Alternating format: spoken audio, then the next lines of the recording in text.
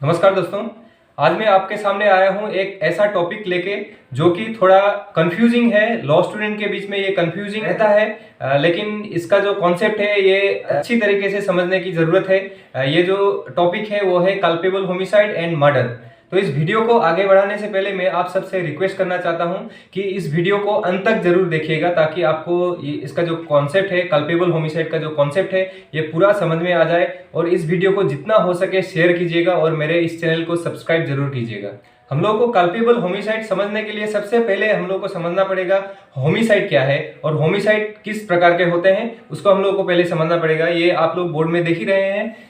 Homicide भी दो तरीके के होते हैं, एक लॉफुल होमिसाइड, एक अनलॉफुल होमिसाइड।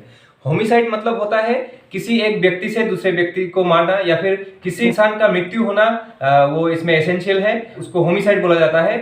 होमिसाइड दो प्रकार के, एक लॉफुल एक अनलॉफुल, एक लीगल एक इलीगल।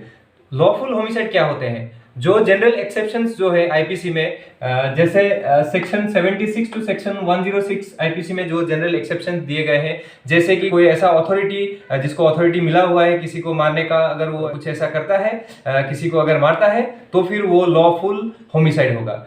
अगर कोई इंसान विदाउट एनी अथॉरिटी किसी को अगर मारता है तो फिर वो अनलॉफुल होमिसाइड होगा। तो ये कॉन्सेप्ट है होमिसाइड का। अभी अनलॉफुल होमिसाइड में क्या क्या आते हैं? अनलॉफुल होमिसाइड में आते हैं culpable homicide section 299, murder section 300, rash and negligent act section 304A, suicide 305 to 306 IPC.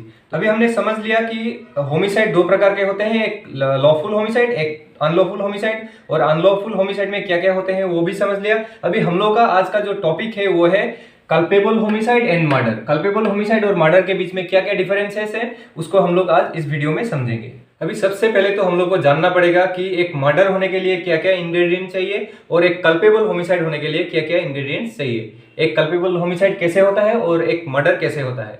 तो आइए समझते हैं। यहाँ पे एक टेबल मैंने बनाया हुआ है, इससे हम लोग समझने की कोशिश करते हैं कि कल्पेबल होमिसाइड और मर्डर के बीच में क्या क्या सिमिलरिटीज और क्या क्या डिफरेंसेस होते हैं।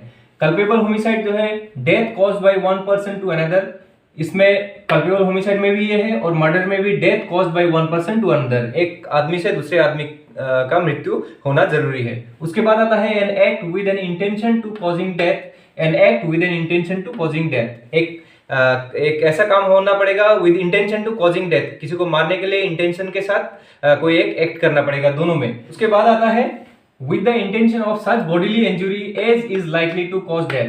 इधर मर्डर में आता है with the intention of such bodily injury as the offender knows to be likely to cause death।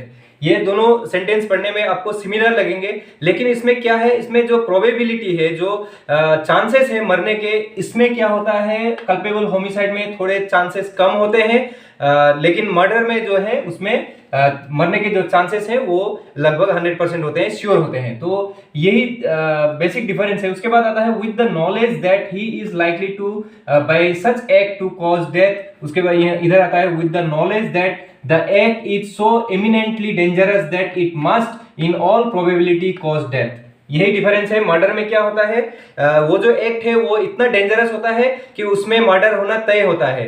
उसमें मर्डर के अलावा दूसरा, आदमी के मृत्यु के अलावा दूसरा कुछ भी नहीं हो सकता है। लेकिन इसमें क्या होता है, आदमी मर सकता है लेकिन मरने के जो चांसेस है वो कम होते हैं।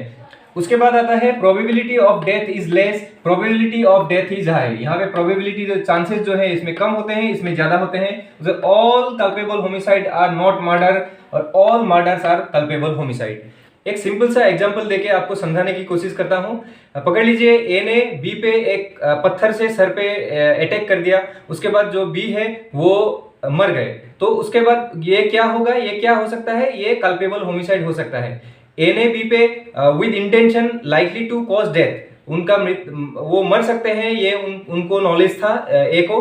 उसके बाद उन्होंने पत्थर से अटैक किया और बी जो है वो मर गया। तो ये क्या हो सकता है, कल्पेबल होमिसाइड। वहां पे जो प्रोबेबिलिटी ऑफ डेथ है वो थोड़ा कम होता है। और दूसरा एक एग्जांपल देते हैं जो मर्डर है उसके लिए। ए ने पकड़ लीजिए बी पे एक पिस्तौल से सामने से सर पे अटैक कर दिया। उसके बाद वो बी मर गए। यहाँ पे जो प्रोबेबिलिटी ऑफ डेथ है, जो चांसेस जो है मरने के वो ज्यादा होते हैं, तो इसको हम लोग मर्डर बोल सकते हैं। तो ये छोटा सा डिफरेंस है। जो डिग्री ऑफ प्रोबेबिलिटी जो है वो मर्डर में ज्यादा होता है और डिग्री ऑफ प्रोबेबिलिटी जो है वो कल्पेबल होमिसाइड में कम होता है। इसीलिए कल्पेबल होमिसाइड के लिए जो पनिशमेंट है वो भी थोड़ा कम होता है और मर्डर के लिए पनिशमेंट थोड़ा ज्यादा होता है। कल्पेबल होमिसाइड में पनिशमेंट कितना होता है? इम्प्रिजनमेंट फॉर लाइफ और अप टू 10 years इम्प्रिजनमेंट। और मर्डर में क्या होता है? पनिशमेंट फॉर डेथ और इम्प्रिजनमेंट फॉर लाइफ। इसीलिए कल्पेबल होमिसाइड के जितने भी इंग्रेडिएंट होते हैं वो मर्डर में रहते हैं, लेकिन मर्डर के जितने इंग्रेडिएंट हैं वो सभी कल्पेबल होमिसाइड में नहीं होते हैं। All culpable homicide are murder but all murders are not culpable homicide, इसीलिए बोला जाता है। कल्पेबल होमिसाइड और मर्डर का जो डिफरेंसेस है या फिर जो सिमिलरिटी है लगभग सेम है, लगभग इक्वल है, लेकिन जो degree of probability of death जो है, आदमी के मरने का जो चांस है वो कल्पेबल होमिसाइड में थोड़ा सा कम होता है और मर्डर में जो है वो श्योर होता है।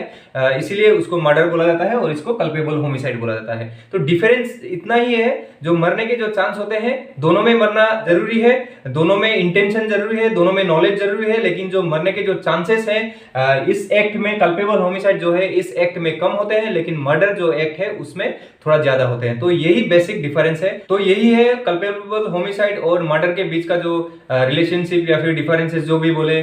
तो आप लोगों को इसका जो कॉन्सेप्ट है वो क्लियर हो गया होगा, समझ में आ गया होगा। अगर आपका कुछ भी अगर डाउट है तो फिर मुझे क्वेश्चन कर सकते हैं कमेंट में। आपका जो क्वेश्चन होगा उसका रिप्लाई देने के लिए मैं जरूर कोशिश करूंगा।